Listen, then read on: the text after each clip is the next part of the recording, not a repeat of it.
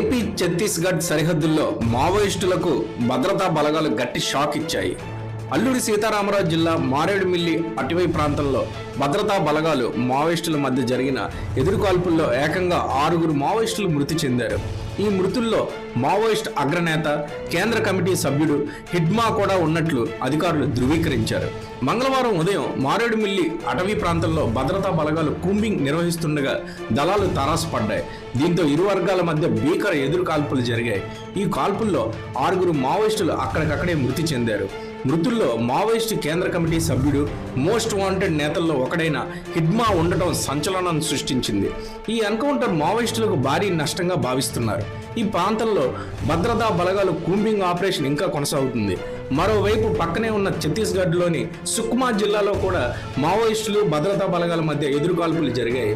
మంగళవారం ఉదయం సుక్మా జిల్లాలోని ఎర్రబోరు ప్రాంతంలో భద్రతా బలగాలు మావోయిస్టుల మధ్య కాల్పులు చోటు చేసుకున్నాయి. ఈ కాల్పుల్లో ఒక మావోయిస్టు మృతి చెందినట్టు సమాచారం. కూంబింగ్ కొనసాగింపు. ఆ ప్రాంతంలో ఎదురుకాల్పులు ఇంకా కొనసాగుతున్నట్టుగా జిల్లా ఎస్పీ కిరణ్ చావన్ వెల్లడించారు. సరిహద్దుల్లో 2 రాష్ట్రాలు ఏకకాలంలో జరిగిన ఈ ఎదురుకాల్పులు ఘటనల్లో మావోయిస్టులకు పెను విఘాతాన్ని కలిగించాయి. కీలక నేత మృతి చెందడంతో దళాలపై తీవ్ర ప్రభావం పడే అవకాశం ఉంది.